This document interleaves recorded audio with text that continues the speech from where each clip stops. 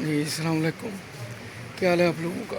امید ہے آپ لوگ خیریت سے ہوں گے، مجھے ریگولرلی واچ کر رہے ہوں گے۔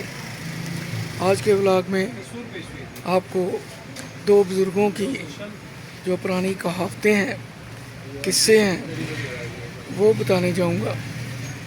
امید ہے کہ آپ سن کے رہنمائی حاصل کریں گے، محسوس بھی ہوں گے۔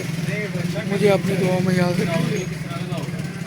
لیکن اس سے پہلے ایک بات ہے کہ پلیز مجھے سبسکرائب کریں، بیل نوٹیفیکیشن کو پریس کریں تاکہ میری ہر آنے والی ویڈیو آپ کو ملے۔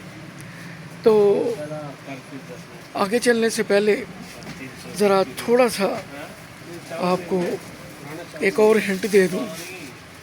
یہ جو لوگ کہتے ہیں کہ شادی دیکھ کے کرنی چاہیے، شادی کرنے سے پہلے یہ سوچنا چاہیے، یہ سارا کچھ ہے بھی اور نہیں بھی، کام کا بھی ہے اور فضول بھی ہے۔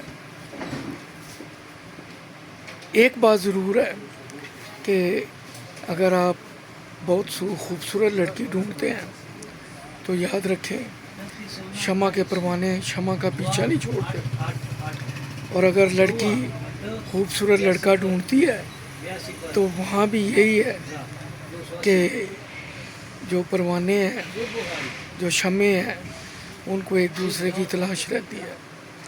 ہمیشہ اس کو چنیں جو بہت زیادہ خوبصورت نہیں ہے۔ ایک تو وہ آپ کا اوکے رہے گا، اس کی طرف کسی کی نگاہ نہیں اٹھے گی اور وہ بہکے گا نہیں۔ اور اگر لڑکی یا لڑکا دونوں میں سے کوئی بھی بہت خوبصورت ہوگا تو ظاہر ہے خوب سے خوب تر کی تلاش کبھی ختم نہیں ہوتی۔ اب چلتا ہوں اگلی طرف۔ بڑی کام کی بات ہے، آخر تک سنیے پلیز۔ کنویں کے مینڈک نے ایک دن اپنے والد سے سوال کیا کہ ابا جان، اس کے علاوہ بھی کوئی زندگی ہے؟ اس نے کہا، یہ کنویں کی زندگی بیٹے بہت خوبصورت ہے۔ ہم جدی پشتی یہاں رہ رہے ہیں، تمہارے دادا دادی پردادا چگڑ دادا نانا نانی کزن سب نے یہی لائف گزاری ہے۔ تم دیکھتے نہیں، ایسے گھومو، چکر لگاؤ، رات کو آسمان کی طرف دیکھو، ستارے نظر آئیں گے، کبھی بارش ہوتی ہے، بوندیں گرتی ہیں، ہوا چلتی ہے، نیچے تک نمی محسوس ہوتی ہے۔ تو یہ لائف کیا بات ہے۔ تو لیکن جو کنویں کے مینڈک کا بچہ تھا، وہ اپنے باپ کی ان باتوں سے مطمئن نہیں ہو رہا تھا۔ شاید اس نے کوئی خواب ایسا دیکھا تھا جس کی تعبیر وہ سننا چاہتا تھا۔ اس نے اپنے والد سے بہت اصرار کیا، لیکن اس کے والد کے پاس ان سوالوں کا، ان جوابوں کے علاوہ کوئی اور جواب نہیں تھا۔ اتفاق سے مینڈک کا والد فوت ہو گیا۔ اسے فوت ہوئے 3-4 ماہ گزرے تھے۔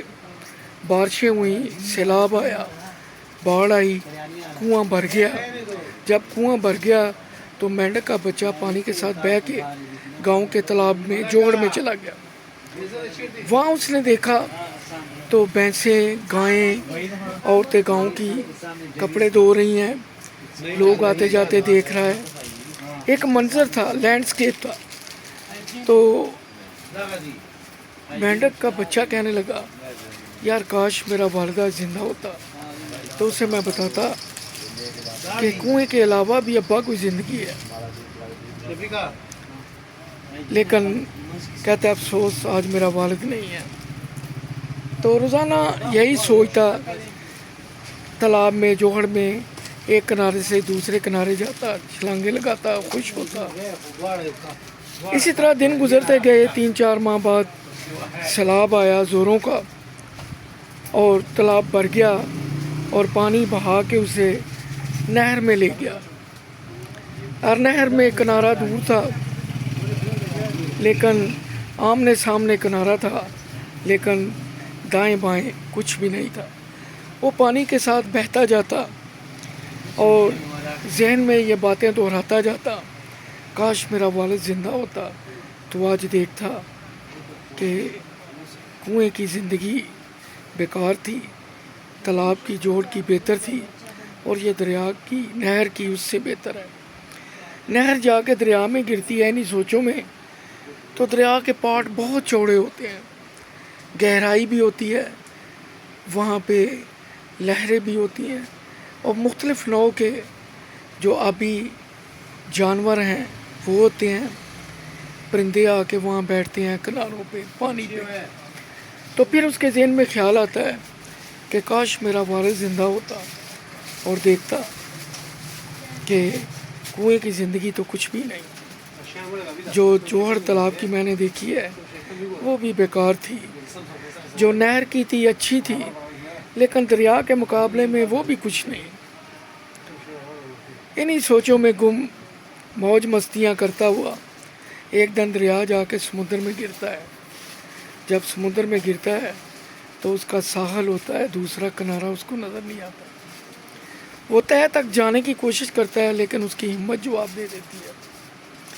سمندر میں اسے گونگے، سپیاں، مچھلیاں، کچھوے، کئی اقسام کی مچھلیاں ملتی ہیں، جھینگے ملتے ہیں۔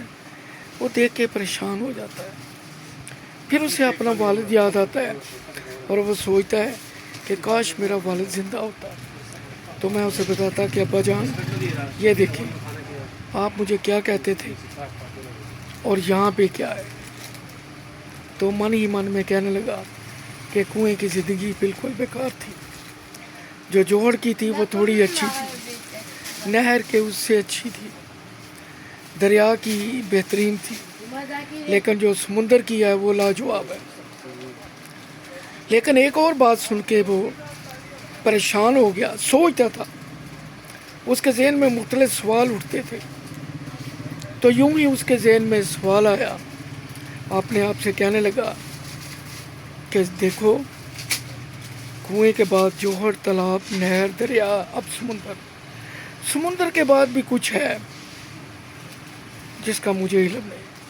کاش میری زندگی مجھ سے وفا نہ کرے اور وہ دن میں نہ دیکھ سکوں کہ سمندر کے بعد بھی جو کچھ ہے، کہتا ہے کچھ ضرور، لیکن وہ کب میں دیکھوں گا یہ مجھے علم نہیں، اور شاید اس دن تک میں زندہ رہوں یا نہ رہوں۔